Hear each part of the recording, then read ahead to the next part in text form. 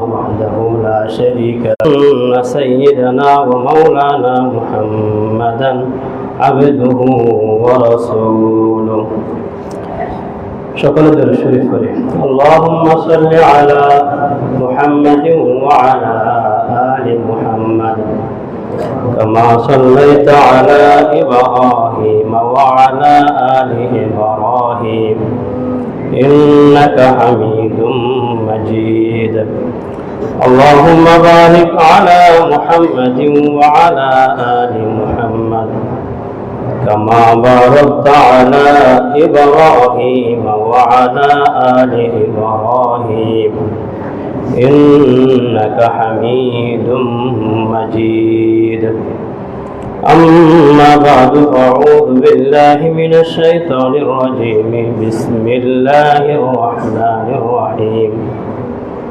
وذكرهم بأيام الله وقال رسول الله صلى الله عليه وسلم إن الله ليطلع في ليلة النصف من شعبان فيغفر لجميع خلقه إلا لمشرك أو مشاحن أو كما قال النبي عليه الصلاة والسلام سبحانك لا علم لنا إلا ما علمتنا إنك أنت العليم الحكيم अमल से जिंदगी बनती है जन्नत भी जहन्नम भी अमल से जिंदगी बनती है जन्नत भी जहन्नम भी ये खाकी अपनी फितरत में न नारी है न नूरी जिंदगी आमद बराए बंदगी जिंदगी आमद बराए बंदगी जिंदगी बे बंदगी शर्मिंदगी अल्हम्दुलिल्लाह अल्लाह सुब्हानाहु व ताआला को बहुत शुक्रिया कि अल्लाह सुब्हानाहु व ताआला আমাদেরকে আজকে মহামান্বিত রাতে পবিত্র এশারের নামাজ জামাতের সাথে আদায় করে আবার কিছু দ্বীনি আলোচনা শোনার জন্য বসার তৌফিক দিয়েছেন। সকলে অন্তরের অন্তঃস্থল থেকে শুকরিয়া আদায় করি আলহামদুলিল্লাহ। আমরা সবাই জানি আজকে এই মহামান্বিত রাত হলো লাইলাতুল বারাত, যেটাকে আমরা সবাই বারাত বলি। তাই আজকের এই সংক্ষিপ্ত আলোচনায় আমি আপনাদের সামনে লাইলাতুল বারাতের পরিচয়, লাইলাতুল বারাতের করণীয়, লাইলাতুল বারাতের বর্জনীয় এবং আজকের এই মহামান্বিত রাতেও কারা আল্লাহর মাগফিরাত থেকে রহমত থেকে বঞ্চিত হবে, এই বিষয়গুলি আপনাদের সামনে তুলে ধরতে চাই। প্রথম যে বিষয় বলেছি লাইলাতুল বারাতের পরিচয়। লাইলাতুল বারাত দেখেন, আল্লাহ সুবহানাহু ওয়া তাআলার দস্তুর, আল্লাহ তাআলার নিয়ম হলো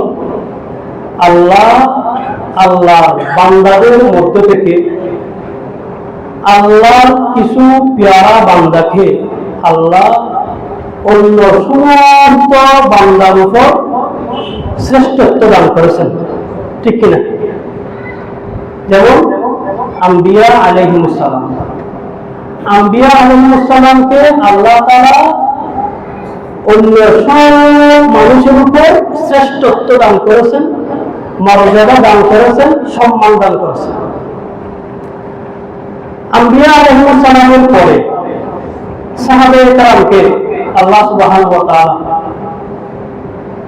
এরপরে সব মানুষের উপর সম্মান দান করেছেন, ঠিক কিনা? এরপরে আউলিয়ায়ে কেরাম, আউলিয়ায়ে কেরামকে আল্লাহ তাআলা এরপরে অন্য সব মানুষের উপর সম্মান দান করেছেন, ঠিক কিনা? এই সম্মান দিয়েছেন কে?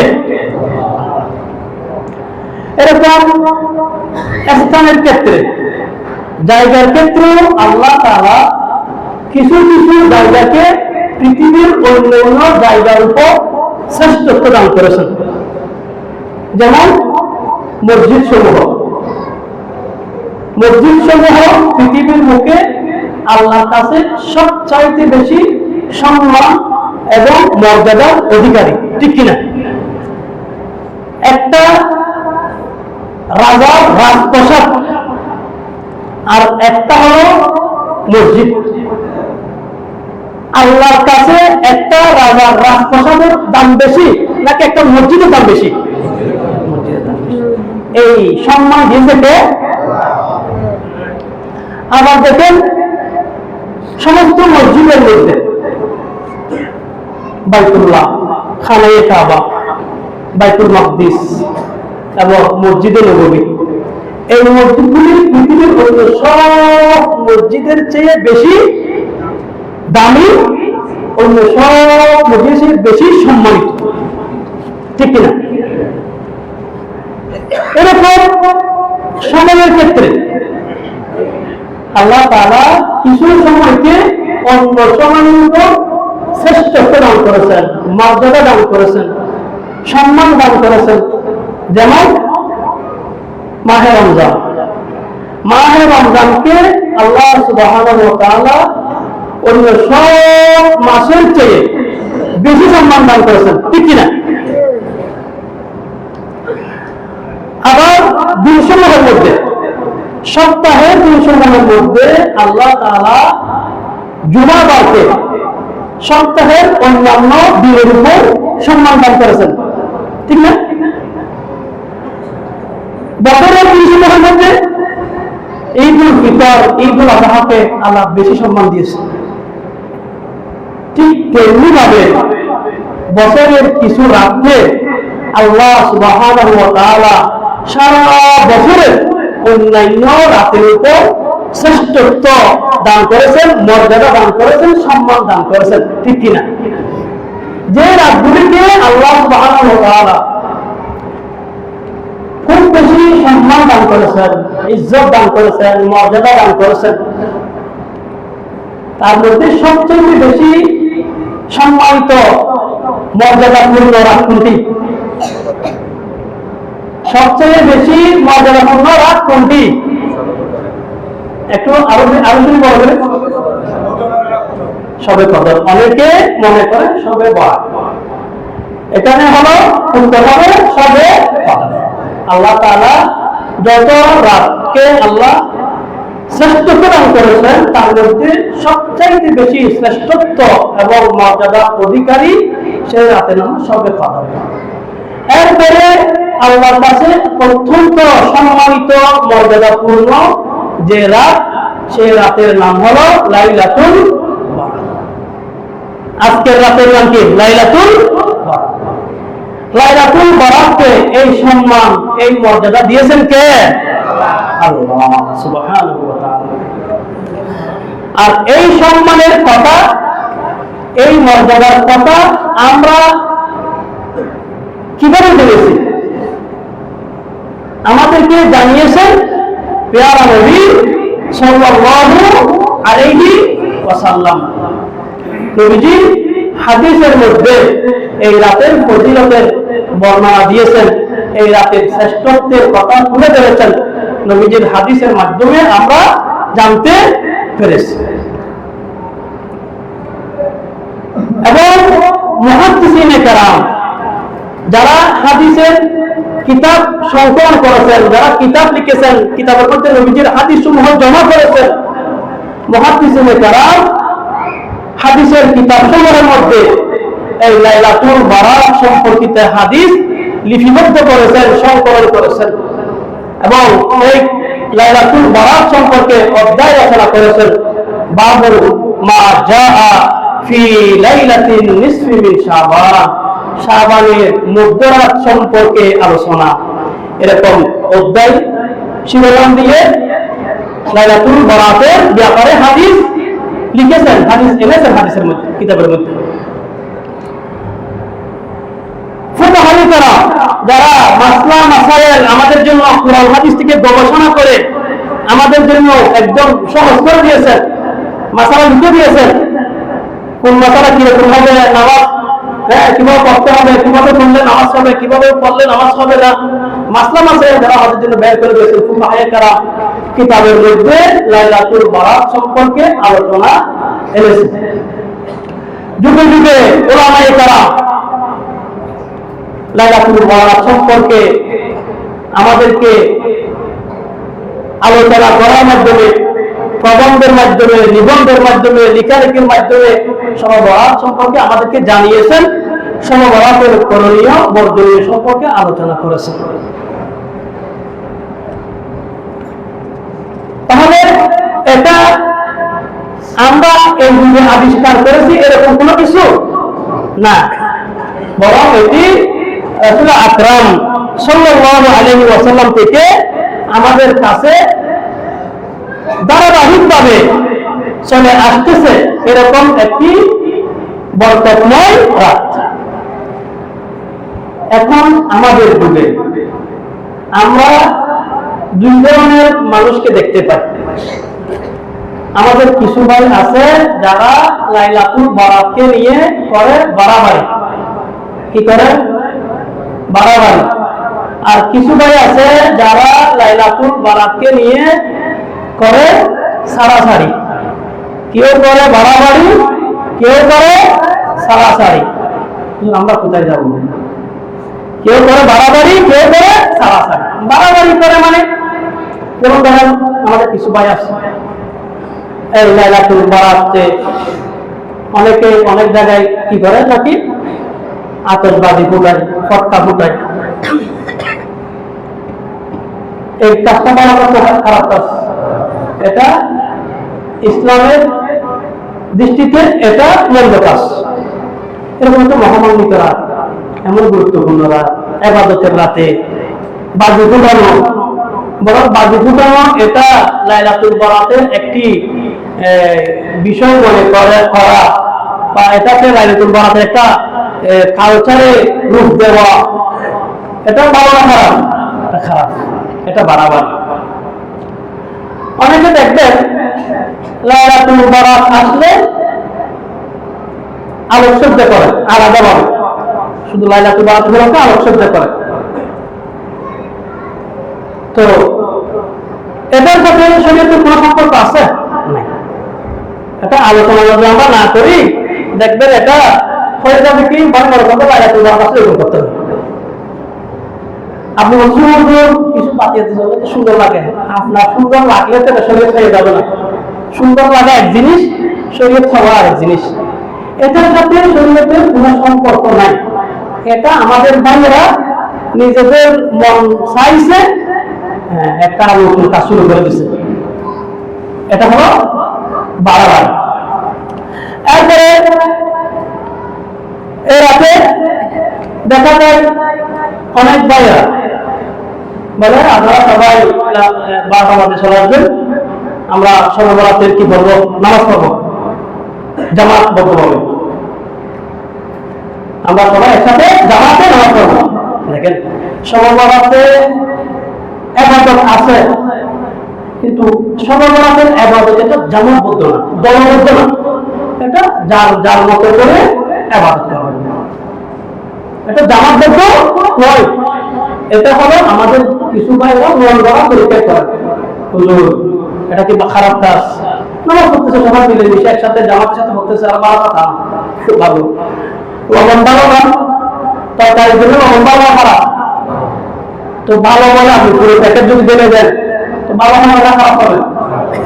লবণ ভালো, যতটুকু দরকার ততটুকু ভালো।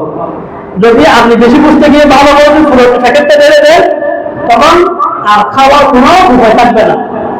এজন্য ইবাদত বন্দেগী ভালো, শরীয়তের নিয়ম যতটুকু ততটুকু করলে ভালো। বেশি যখন মন গড়া তৈরি করবেন সেটা আর ভালো থাকবে না, সেটা বিদাত হয়ে আপনার জন্য এটা উল্টা আযাব হবে। এই রাতের ইবাদত জামাতবদ্ধ নয়। তারপরে দেখেন অনেকে বলে মাকসুদুল মুমিন নামে একটা বই আছে, এইটা এখানে অনেক বই আছে। দেখেন এই বইগুলোতে যা লেখা আছে এখানে বেশিরভাগ কথা হলো মানে গলত কথা। এখানে বলা হয় শবে বরাতের নামাজ এত রাকাত, শবে কদরের নামাজ এত রাকাত, তারপরে শবে মেরাজের নামাজ এত রাকাত। এগুলো কোথাও নেই। থাকলে আমি বলতে অসুবিধা হচ্ছে, আপনি দেখবেন কোথাও কিন্তু এগুলো আনতে পারবেন না। আমি কষ্ট করে এগুলো গবেষণা করে দেখে রিসার্চ করে আপনাদেরকে বলতেছি। এগুলো হচ্ছে বাংলা সর্বনাথে নির্দিষ্ট এত রাকাত নামাজ এরকম নেই, সবে কদরের নির্দিষ্ট এত রাকাত নামাজ এরকম এগুলো হলো বাংলা। এরপরে দেখেন এই রাত আসলে আমাদের অনেক জায়গায় রসম আছে, হালুয়া বানাতে হবে, রুটি বানাতে হবে। তারপরে মহরমের দরকারিটা আসল আসলে কি আমাদের এদিকে বলা হয় কত জানার পাচ্ছে, আপনাদের এদিকে কি বলে? তো দেখেন হালুয়া এটা হালাল নাকি হারাম? হালাল। রুটি হালাল না হারাম? হালাল। হারাম না, হালাল। আপনি প্রবলেম যে কোনো সময় বেশি করে বানাবেন, বেশি করে খাবেন, পারলে আমাদের জন্য নিয়ে আসবেন। কিন্তু যখন এই লাইলাতুল বরাত আসলে আপনি মনে করতেছেন আজকে লাইলাতুল বরাত, আজকে একটা বিশেষ কাজ হলো রুটি বানানো, হালুয়া বানানো, তাহলে আমি আপনাকে বলতেছি এটার সাথে লাইলাতুল বরাতের কোনো সম্পর্ক নেই, এটা আমাদের বানানো রসম। এটা আপনাদেরকে জানানো দরকার আছে না? আপনি এতটুকু জানা দরকার যে এটার সাথে শবে বরাতের কোনো কিনায় সম্পর্ক নাই। আমি জানি বলতেছি না, যদি আপনার বিশ্বাস না হয় আপনি খুঁজে দেখেন, প্রমাণ পেলে আমার কাছে আনবেন, আমি সবাইকে খান ধরে বলবো আমি ভুল করেছি, এটা আসলে এরকম না।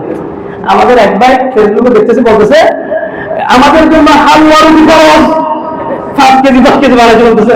আরে ভাই এই যে মিম্বরটা আমার, আপনারা এতজন মানুষ বসে আছেন, আমার বানানোর কথা শোনার জন্য না। আপনাদের সময়ের দাম আছে নাকি দাম নাই? আপনাদের সামনে যে আমি উঠে বসে কথা বলবো, এটা আমার কাছে আমানত, আমাকে ভাবতে হবে সারা সপ্তাহ আমি জিজ্ঞেস করে আমি আপনাদের সামনে কি বলবো। এই কথাটা কতটুকু গ্রহণযোগ্য, এই কথাটা সহিষ্ণুতার কথা, আমার ব্যক্তিক কথা, এটা বলার কথা না বলার কথা আমাকে চিন্তা করতে হবে। আপনাদের সময়টা আমার কাছে আমানত, আর আমি যে আপনাদের কথাগুলো বলতেছি এগুলো আমানত। মাইক খাইলাম, মিম্বরে দাঁড়ালাম, যা মজা তা করলাম, আমাদের জন্য আল্লাহ খরচ, রুটি খরচ, এগুলো তো ওয়াজ হলো না। আমি যতটুকু আছে ততটুকু বলবো, আপনাকে খুশি করার জন্য। আপনার মন মতো কত বলতে পারবো না, আবার কিছু নাই যেরকম বানাবাড়ি বলতে হালুয়া রুটি আপনি যে কোনো সময় খান, আমার আপত্তি নেই। আমি বলতেছি কোনটা, যদি আপনি মনে করেন শবে বরাতে হালুয়া বানাতে হয়, রুটি বানাতে হয়, তাহলে বলতেছি এটার সাথে শরীয়তের সম্পর্ক নাই। এবার আপনি বানান, আপনি খান, এটা আপনার ব্যাপার। তারপরে অনেকে নাকি মনে করে শবে বরাতে মৃত আত্মীয় স্বজনের আত্মা আসে। আপনারা মনে করেন কি জানি না, যদি এরকম কেউ মনে করে থাকে, এটা ইসলামী আকীদার সাথে সাংঘর্ষিক, এটা কুসংস্কার। ইসলামের সাথে, ইসলামী আকীদার সাথে এগুলির ন্যূনতম কোনো সম্পর্ক নাই। শুধু শবে বরাতে অন্য কোনো সময় আত্মীয় স্বজন ঘুরে এখানে আসে, ঘোরাফেরা করে, এই সমস্ত আকীদা ইসলামের আকীদা। অনেকে অনেক জায়গায় নাকি কবরস্থানকে কেন্দ্র করে মেলা হয়ে যায় এই দিনে।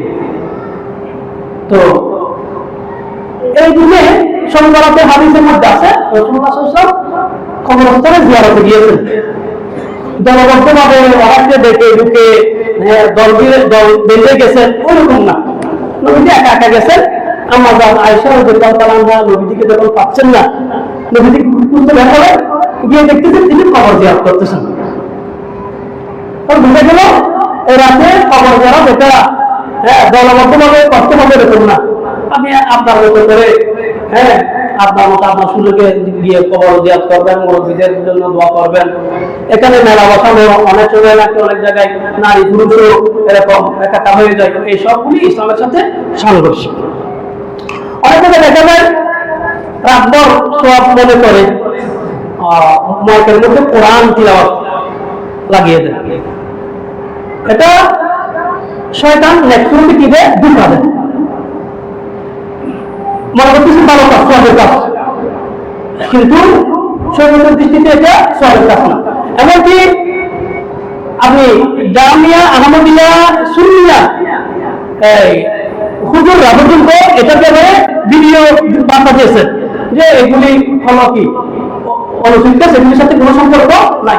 এখানে সারাদিন করবে মানুষ কোন ভালো থাকে, সবাই কোরআনের আজকে রক্ষা করবে, সমান রক্ষা করবে, কোরআনের ব্যবহার করতে হয়। এই জন্য এই লাইলাতুল বারাত অন্য সময় এভাবে কোন মাইকের মধ্যে সারাদিন এরকম কোরআন পড়তে থাকা, এটি আমার দেখতে ভালো মনে হলেও আসলে ভালো কাজ। এইরকম লাইলাতুল বারাতকে কেন্দ্র করে আমাদের মাঝে যে ভাড়াবাড়ি অনেকটা প্রতিবন্ধন, নিজেদের মন গড়া, এগুলাকে বন্ধ করতে গিয়ে আবার আমাদের কিছু ভাইয়েরা ছাড়াছাড়িতে লিপ্ত হয়ে গেছে। কিন্তু বলে কি সরবরাহ বলতে কিছু নেই, সরবরাহ বলতে কিছু নেই। আবার কিছু ভাই বলে সরবরাহ আছে, তবে সরবরাহতে কোনো আমল নেই। সরবরাহের ফজিলত আছে, সরবরাহ আছে, সরবরাহের ফজিলত আছে, কিন্তু সরবরাহতে পাওয়ার কোনো আমল নেই, কোনো আমল পাবে না। আচ্ছা, আবার আরেক গ্রুপ আছে যারা সরবরাহকে স্বীকার করে, সরবরাহের আমলকে স্বীকার করে, কিন্তু আমল করে না। এই গুরুত্বপূর্ণ রাত, এই মর্যাদাপূর্ণ রাতটা কিসের মধ্যে, ঘুমের মধ্যে শেষ করে দেয়। আবার কিছু ভাই আছে যারা এই রাতকে স্বীকার করে, ইবাদতকে স্বীকার করে, ঘুমায় না, কিন্তু এই জাগ্রত থেকে এই সময়টাকে কাজেও লাগায় না, গল্প গুজব করে, রাস্তা রাস্তায় ঘুরে, মোবাইল টিপে সময়টাকে নষ্ট করে দেয়। শুধু তাই না, আবার কেউ কেউ আছে যারা একটু ইবাদত করতে চায়, এসে তাদের সাথে গল্প করে তাদের সময় নষ্ট করে দেয়। যারা একটু ইবাদত করে তাদেরকেও নিজে তো করতেছে না, আবার যারা একটু করতে চায় তাদেরকেও করতে দেয় না। দেখেন কুমতে যে কি নাদারি বদমকন, আপনি নিজে যদি করতে না পারেন, অন্তত আরেকজন যে করতে চায় তাকে করতে দেন, তার জন্য প্রতিবন্ধক হয়ে দাঁড়িয়েন না, তার ইবাদত নষ্ট করেন না। তো এখানে আমাদের ভাইরা যারা বলে সবার বলতে কিছু নেই, তাদের কাজটা হলো কিরকম, গতবার বলছি যে মাথা ব্যথা করতেছে, তো তারা বলতেছে মাথা যখন ব্যথা করতেছে মাথাটাকে কি করেন, একেবারে থেকে ফেলে দেন। মাথা ব্যথা করলে মাথা কেটে ফেলে দিবেন না চিকিৎসা করবেন। সরবরাহ নিয়ে যে বাড়াবাড়িগুলো হয়, এই বাড়াবাড়িগুলোর কথা মানুষকে জানান যে এগুলো সরবরাহের কাজ নয়, এগুলো বাড়াবাড়ি। এগুলো বন্ধ করতে গিয়ে একেবারে সরবরাহ নাই এ কথা বলা কোন বুদ্ধিমানের কাজ। সরবরাহ যেটা আছে সেটাকে আপনি নাই বলবে কিভাবে? তারা বলে কোরআন হাদিসে সরবরাহ নেই, সরবরাহ নাই, কিন্তু সরবরাহ বলতে আমরা যেটা বুঝতেছি সেটা তো আছে। সরবরাহ এটা আছে, সরবরাহ মানে আমরা কি বুঝি, শাবানের মধ্যরাত। তো আজকে শাবান মাসের মধ্যরাত না, শাবান মাসের মধ্যরাত। যেমন আমরা বলি নামাজ, তো নামাজ তো ফার্সি, নামাজ কি কোরআনে আছে? নামাজ হাদিসে আছে? নাই। তারপরে রোজা, রোজাকে ফার্সি, কোরআন না হাদিসে নাই। রোজাকে আরবিতে বলে সওম বা সিয়াম, নামাজকে বলে সালাত। তো এগুলো কোরআন হাদিসে নাই। সরবরাহ নাই, কিন্তু সরবরাহ করতে আমরা যেটা বুঝি লাইলাতুল নিসফি মিন শাবান, এটা তো হাদিসের মধ্যে আছে, আছে না? এজন্য তারা যাদেরকে মানে তার মধ্যে একজন বড় শেখ হলো শেখ নাসিরউদ্দিন আলবানী রাহিমাহুল্লাহ। শেখ নাসিরউদ্দিন আলবানী রাহিমাহুল্লাহ বলতেছেন সরবরাহ সম্পর্কে যে হাদিসগুলি বর্ণিত হয়েছে এগুলি তার সূত্রসমূহের সমন্বয়ে নিঃসন্দেহে সহিহ। আল্লামা ইবনু তাইমিয়া রাহিমাহুল্লাহ বলতেছে শবে বরাত সম্পর্কে অনেক মজবুত হাদিস এবং আসার বর্ণিত হয়েছে। এগুলোর দ্বারা বোঝা যায় শবে বরাত এটি একটি ফজিলতপূর্ণ রাত, মর্যাদাপূর্ণ। রাসূলুল্লাহ সাল্লাল্লাহু আলাইহি ওয়াসাল্লাম এক হাদিসের মধ্যে বলতেছেন ইন্নাল্লাহা লা ইয়াত্তালিউ ফি লাইলাতিন নিসফি মিন শাবান, নিশ্চয় আল্লাহ তাআলা লাইলাতুল নিসফি মিন শাবান, শাবানের মধ্যরাতে অর্থাৎ শবে বরাতে আল্লাহ তাআলা তার সৃষ্টি জগতের দিকে রহমতের দৃষ্টি দেন, সৃষ্টির দিকে রহমতের দৃষ্টি দান করেন। ফায়াগফিরু লিজামিআ খালকি, এরপর আল্লাহ তাআলা সমস্ত মানুষকে আল্লাহ তাআলা মাগফিরাত দান করেন ইল্লা লিমুশরিক আও মুশাহিদ, তবে মুশরিক যারা শিরক করে, শিরককারীকে আল্লাহ ক্ষমা করেন না। মুশাহিদ হিংসা বিদ্বেষ পোষণকারী, হিংসা বিদ্বেষ পোষণকারীকে আল্লাহ এই মহামান্বিত রাতে ক্ষমা করেন না। রাসূলুল্লাহ সাল্লাল্লাহু আলাইহি ওয়াসাল্লাম আরেকটা হাদিসের মধ্যে বলতেছেন ইন্নাল্লাহা আযজা ওয়া জাল্লা ইয়ানজিলু লাইলাতান নিসফি মিন শাবান ইলা সামাই দুনিয়া, আল্লাহ তাআলা শাবানের মধ্যরাতে শবে বরাতে দুনিয়ার আসমানে অবতরণ করেন। ফায়াগফিরু লিআকসারা মিন আদাদি শারি গানামি কলবি, অতঃপর আল্লাহ তাআলা আরবের একটি গোত্র আছে, গোষ্ঠী, যেটাকে বলা হয় বনু কলব। এই বনু কলব, এই গোষ্ঠী ওরা বেশি ছাগল পালন করত। নবীজি বলতেছেন এই বনু কলবে যত হাজার হাজার ছাগল, তাদের ছাগলের গায়ে যত রক্ত কুটি পশম আছে, কেশ আছে, আল্লাহ সুবহানাহু ওয়া তাআলা এই শবে বরাতে তার চাইতে বেশি মানুষকে মাগফিরাত দান করেন। সুবহানাল্লাহ। রাসূলুল্লাহ সাল্লাল্লাহু আলাইহি ওয়াসাল্লাম আরেকটা হাদিসের মধ্যে বলতেছেন ইন্নাল্লাহা আযজা ওয়া জাল্লা ইয়াত্তালিউ আলা ইবাদিহি ফি লাইলাতিন নিসফি মিন শাবান, নিশ্চয় আল্লাহ সুবহানাহু ওয়া তাআলা শাবানের মধ্যরাতে শবে বরাতে বান্দাদের উপর আল্লাহ তাআলা বিশেষ দৃষ্টি দান করেন। ফায়াগফিরু লিল মুস্তাগফিরিন ওয়া ইয়ারহামুল মুস্তারহিমিন ওয়া ইউআখিরু আহলাল হিকদি কামা। তো আল্লাহ তাআলা এই বরাতের রাতে যারা আল্লাহর কাছে মাগফিরাত চায় তাদেরকে মাগফিরাত দান করেন, যারা আল্লাহর রহমত চায় তাদেরকে রহমত দান করেন, আর যারা হিংসাকারী বিদ্বেষ পোষণকারী এদেরকে তাদের অবস্থার উপর ছেড়ে দেন।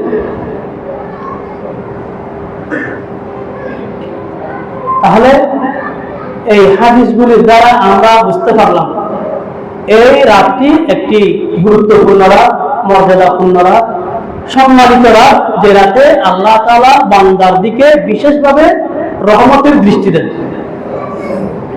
এখন আল্লাহ তাআলা রহমতের ভান্ডার নিয়ে আমাদের কাছে চলে আসছেন। এখন আমাদের বিবেক কি বলে? আল্লাহ রহমতের ভান্ডার নিয়ে আমাদের কাছে চলে আসছেন, আমরা কি এই রাতটা ঘুমিয়ে কাটিয়ে দেব, নাকি এমন সব আমল করার চেষ্টা করব যে আমলগুলি করলে আল্লাহ তাআলা বেশি দয়া হয়, মায়া হয় এবং আল্লাহ তাআলা আমাকে ক্ষমা করবেন? তাহলে এই রাত আমরা কি করবো? ঘুমাবো নাকি আল্লাহ রহমতের জন্য আমরা রহমত করার চেষ্টা করবো? কোনটা করবো? এমন সব আমল করার চেষ্টা করবো যে আমলগুলি করলে আল্লাহ তাআলা বান্দার উপর দয়া করেন, যে আমল করলে আল্লাহ তাআলা বান্দার উপর দয়া করেন, যে আমল করলে বান্দাকে আল্লাহ তাআলা ক্ষমা করেন। এই আমলগুলি আমাদেরকে করতে হবে। কি আমল করবো?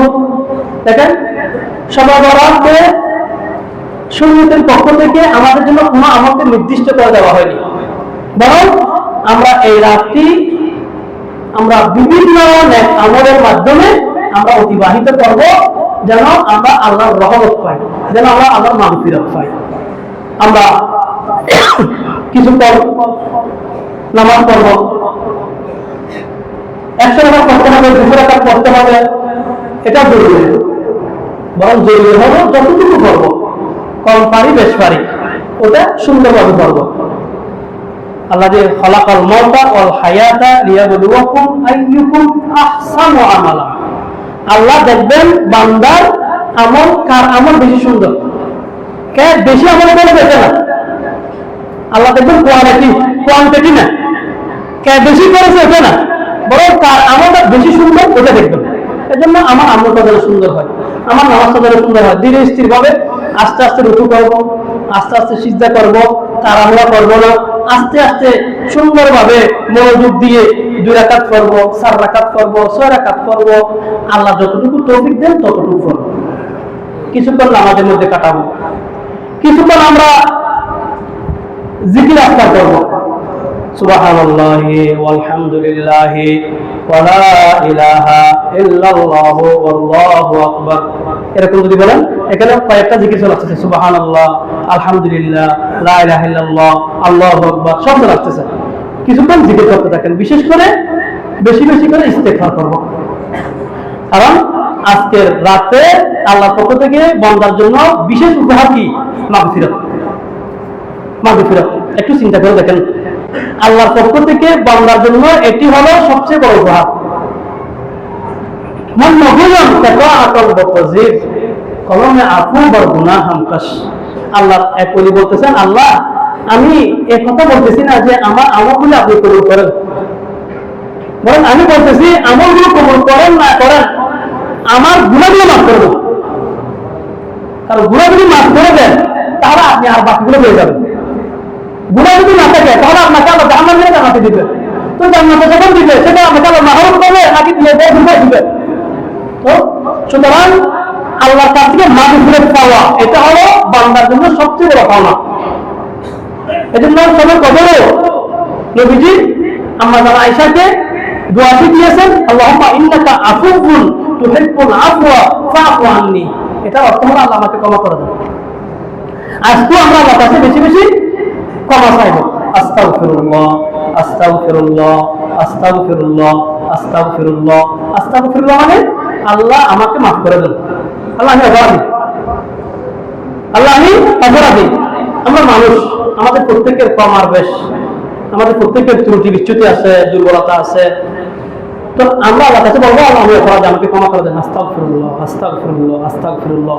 ইস্তেগফার করব বেশি করে, বেশি করে আল্লাহর কাছে দোয়া করব, দোয়ার মধ্যে আল্লাহর কাছে রোনাদারি করব, কান্নাকাটি করব। এবং যাদের তৌফিক হয় আমরা শেষ রাতে তাহাজ্জুদ করব, এবং শেষ রাতে আমরা সেহরি খেয়ে আগামীকালকে আমরা রোজা রাখার চেষ্টা করব। এই রোজাতে আমরা কয়েকটি জিনিস খেয়াল করব। এই শাবান মাসে নবী খুব বেশি পরিমাণে রোজা রাখতেন, আমাদের তো রোজা রাখা হয় না, অন্তত কিছু রোজা আমাদের রাখা দরকার না। তো আরেকটা হলো প্রতি মাসে 13 তারিখ, 14 তারিখ, 15 তারিখ, আগামীকালকে হলো 15 তারিখ, নবীজি এই তিন প্রতি মাসে রোজা রাখতেন। তো আমরা রোজা রাখার সময় এইগুলিকেও সামনে নিয়তের মধ্যে খেয়াল করবো। শুধু সোমবার খেয়াল না করে আমরা এই যে শাবান মাসে নবীজি বেশি রোজা রাখতেন, প্রতি মাসে নবীজি 3 দিন রোজা রাখতেন, আয়ামে বীজের রোজা, তো 15 তারিখ আছে কালকে, এইগুলিকে আমরা নিয়তের মধ্যে খেয়াল করবো। সাহারির শেষ সময় 5টা 13 মিনিট, 5টা 10-এর মধ্যে আমরা খাবার দাবার শেষ করে ফেলবো। 5টা 30 মিনিটে ইনশাআল্লাহ কি হবে? ফজরে জামাত হবে। দেখেন আমরা চেষ্টা করবো পুরো রাতটা ইবাদত বন্দেগীর মধ্যে কি করার জন্য? অতিবাহিত করার জন্য। যারা নাইট ডিউটি করি, তো দুনিয়া আছে, টাকা আছে, এজন্য আমরা অনায়াসে পুরো রাত ডিউটি করে না। দেশে হাজার হাজার মানুষ, লক্ষ লক্ষ মানুষ নাইট ডিউটি করে না, তো ওনারা সারা রাত কিভাবে কাটে? তো আল্লাহর জন্য একটা রাত অন্তর মজা থাকলে এটা সম্ভব। একটা রাত কাটাবো, সমস্যা কি? কিছুক্ষণ জিকির করবো, কিছুক্ষণ তিলাওয়াত করবো, কোরআনটা নিয়ে আমরা বসবো। কোরআন পড়তে না জানলেও এই কোরআনটা নিয়ে একটা সিনায় জড়াবো, চুমা দেবো, ফুলবো, ফুলে একটু চিন্তা করবো, একটু কান্না করবো। হাজা কালাম রব্বি, এটা তো আমার রবের কালাম, আমি তো পড়তে জানি না, আমার মনের মধ্যে একটা ব্যথা আসা দরকার।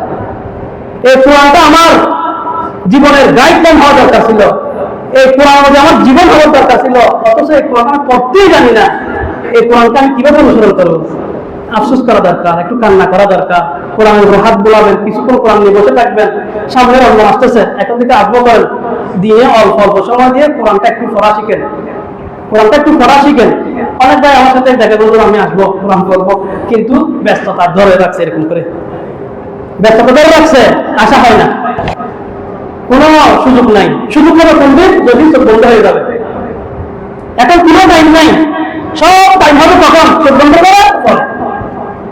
সব আমার জরুরত, কোরআন করাই আমার জরুরত, এটা আমাদের বুঝাচ্ছে না। একটু সময় বের করেন, নির্দিষ্ট একটা সময়ে কোরআনের পিছনে মেহনত করেন, কোরআন শিখেন। আমরা পুরো রাতটা ইবাদতের মধ্যে কাটানোর চেষ্টা করব। যদি কারো বেশি ঘুমের চাপ হয় বা ঘুম আসার কি থাকে, সম্ভাবনা থাকে, মোবাইলে অ্যালার্ম দিয়ে রাখবেন। শেষ রাতে উঠে যেন কিছুক্ষণ ইবাদত বন্দী করবেন। যদি ঘুম আসেও যেন আপনি আবার ইবাদত বন্দী করার জন্য যেন উঠতে পারেন, অ্যালার্ম দিয়ে রাখবেন। উঠে তাহাজ্জুদ করবেন, আবার কিছু ইবাদত বন্দী করবেন, সাহারি খাবেন, এবং ফজরের নামাজটা মসজিদে এসে জামাতের সাথে পড়বো ইনশাআল্লাহ। আচ্ছা ধরেন আপনি অনেক ইবাদত করলেন, অনেক কষ্ট করলেন, রাতভর, শেষের দিকে গিয়ে ঘুমাই গেছেন, ফজরের নামাজটা ঘুমের মধ্যে চলে গেল, বলেন তো কি হবে? আর এগুলা যে এত ইবাদত করছেন, এগুলোর মূল্য আছে। এজন্য সারা রাত ইবাদত করলেন, আমার ফজরের নামাজটা যেন ঘুমের মধ্যে চলে না যায়। একদিন হযরত ওসমান রাদিয়াল্লাহু আনহু মাগরিবের নামাজ পড়ে মসজিদে একাকী এক জায়গায় এসে বসলেন।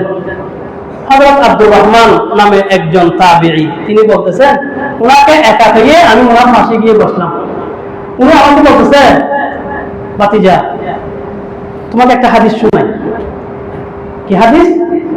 বলতেছে, আমি রাসূলুল্লাহ সাল্লাল্লাহু আলাইহি ওয়াসাল্লামকে বলতে শুনেছি, মান সাল্লাল ইশা ফি জামাআতিন, যে ব্যক্তি এশারের নামাজটা জামাতের সাথে পড়ল, ফাতাআন্নামা কামা নিসফাল লাইল, সে যেন অর্ধ রাত ইবাদত বন্দেগীতে অতিবাহিত করলো। সুবহানাল্লাহ। এরপর ওমান সাল্লাস সুবহা ফি জামাআতিন, আর যে ব্যক্তি ফজরের নামাজটা জামাতে পড়ল, ফাতাআন্নামা সাল্লাল লাইলা কুল্লা, সে যেন সারা রাত নামাজে কাটিয়ে দিল। সুবহানাল্লাহ। এজন্য এটি অনেক বড় ফজিলতের আমল। আলহামদুলিল্লাহ, আল্লাহ আমাদেরকে এশার নামাজটা জামাতে পড়ার তৌফিক দিয়েছেন। আমরা আজমা করি, পাক্কা ইরাদা করি যে কোনো মূল্যে ফজরের নামাজ আমরা মসজিদে এসে জামাতে পড়ব ইনশাআল্লাহ। এগুলো আমাদের করণীয়। বর্জনীয় কি?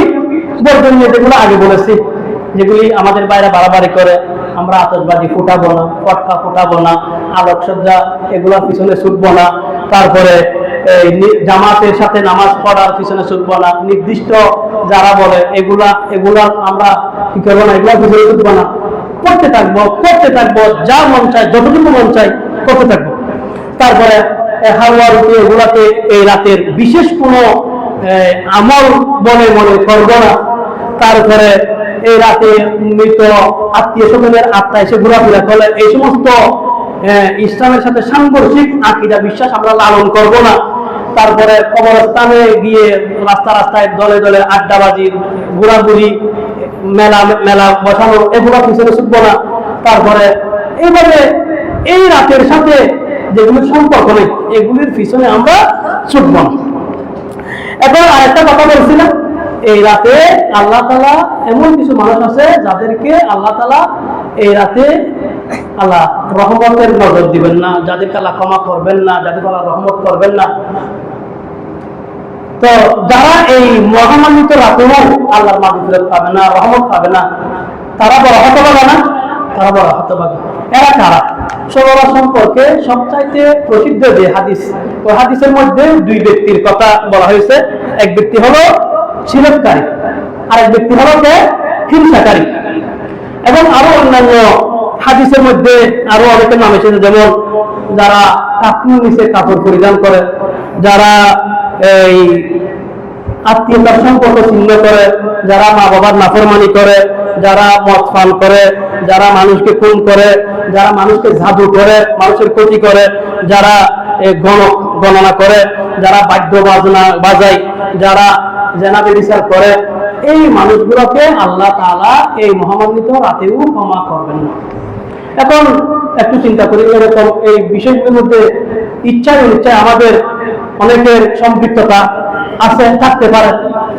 আমরা আল্লাহর কাছে কান্নাকাটি করব, প্রথমে আমরা বেশি করে তওবা করব, ও আল্লাহ আমাকে ক্ষমা করে দেন। আল্লাহ হয়তো জেনে না জেনে অনেক সময় শিরিক করে ফেলেছি, আল্লাহ আমি তওবা করতেছি, আল্লাহ আমি তওবা করতেছি, আমার শিরিকের গুনাহগুলো মাফ করে দেন।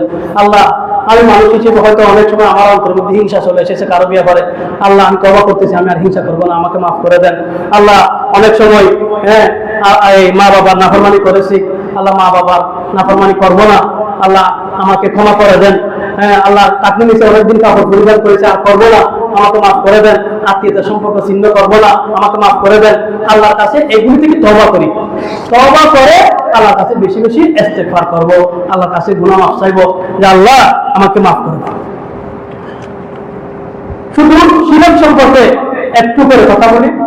হযরত লুকমান আলাইহিস সালাম উনার শরীকে বলতেছে, কোরআন মাজিদে আল্লাহ তাআলা একটা বর্ণনা দিয়েছেন, ইয়া বুনাইয়া লা তুশরিক বিল্লাহ, ও আমার ছেলে, আদরের ছেলে, লা তুশরিক বিল্লাহ, খবরদার আল্লাহর সাথে কখনো শিরিক করবে না। কেন? ইন্না শিরকা লা যুলমুন আযীম, কারণ শিরিক হলো সবচেয়ে বড় জুলুম, শিরিক সবচেয়ে বড় জুলুম। আল্লাহ বলেছেন, ইন্নাল্লাহা লা ইয়াগফিরু আন ইউশরাকা বিহি ওয়া ইয়াগফিরু মা দুনা যালিকা লিমান ইয়াশা। আল্লাহ শিরিক গুনাহ ক্ষমা করবেন না। কেউ যদি দুনিয়া থেকে শিরিক গুনাহ থেকে ফাঁকসাপ হয়ে যেতে না পারে, আল্লাহ অন্য গুনাহগুলো যাকে ইচ্ছা ক্ষমা করবেন, আল্লাহ যাকে ইচ্ছা ক্ষমা করবেন, কিন্তু শিরিকটা আল্লাহ মাফ করবেন না। কোরআন কথা দিয়ে দিয়েছেন শিরিকের শাস্তি পেতে হবে যদি দুনিয়া থেকে ফাঁকসাপ হয়ে যেতে না পারে। এই জন্য শিরিক বড় মারাত্মক, শিরিকের ধারে কাছে যাবেন না। আল্লাহ বলতেছেন, ইয়া ইবনে আদম ইন্নাকা মা দাআউতানি ওয়া রাজাউতানি গফারতু লাকা আলা মা কানা ফিকা ওয়া লা উবালি। তুমি যতক্ষণ আমাকে ডাকতে থাকবে, আমার ক্ষমা পাওয়ার আশা করতে থাকবে, আমি তোমাকে ক্ষমা করতে থাকবো, আমি তোমাকে ক্ষমা করতে থাকবো, আমি কারো পরোয়া করি না। আল্লাহ যদি আমাদেরকে ক্ষমা করবেন, আল্লাহকে কারো কাছে কঠিন দিতে হবে, কোনো আল্লাহ কোনো করতে হবে, আল্লাহকে আমি কোনো পরোয়া করি না। এখন আমরা বলছি এখন আদম লও বালাগা গুরুমুকা আনা সামা সুম্মা তাগফারতানি গফারতু লাকা ওয়া লা উবালি। যদি তোমার গুনাহ আসমান পর্যন্ত পৌঁছে যায়, এরপর তুমি আমার কাছে ক্ষমা চাও, আমি তোমাকে ক্ষমা করে দেবো, আমার কোনো পরোয়া নেই। মানে আমার গুনাহ আসমান পর্যন্ত হলো, আল্লাহ ক্ষমা করতে পারেন, আল্লাহ কোনো পরোয়া নেই। আল্লাহ বলতেছে, ইয়া ইবনে আদম লাউ আতাইতানি বি কুরাবিল আরদি খাতায়া, দুনিয়া ভর্তি গুনাহ নিয়ে তুমি আমার কাছে আসো, সুম্মা লাকিতানি লা তুশরিক বি শাইআ লা আতাইতুকা বিকুরাবিহা মাগফিরা। যদি তুমি দুনিয়া ভর্তি গুনাহ নিয়ে আমার কাছে আসো, আমি আমার কাছে এসে মাফ চাও, ক্ষমা চাও, আমি দুনিয়া ভর্তি কি নিয়ে ক্ষমা নিয়ে তোমার কাছে আসবো। সুবহানাল্লাহ। তবে শর্ত লা তুশরিক বি শাইআ, যদি আমার সাথে শিরিক না করে। শিরিক এটা মারাত্মক। আল্লাহ ছাড়া কাউকে সিজদা করা শিরিক না? আল্লাহ ছাড়া কারোর জন্য ইবাদত করা শিরিক না? আল্লাহ ছাড়া কারোর কাছ থেকে চাওয়া শিরিক না? এজন্য যে সমস্ত কাজ শিরিক, এগুলোর দ্বারা কাছে যাবে না।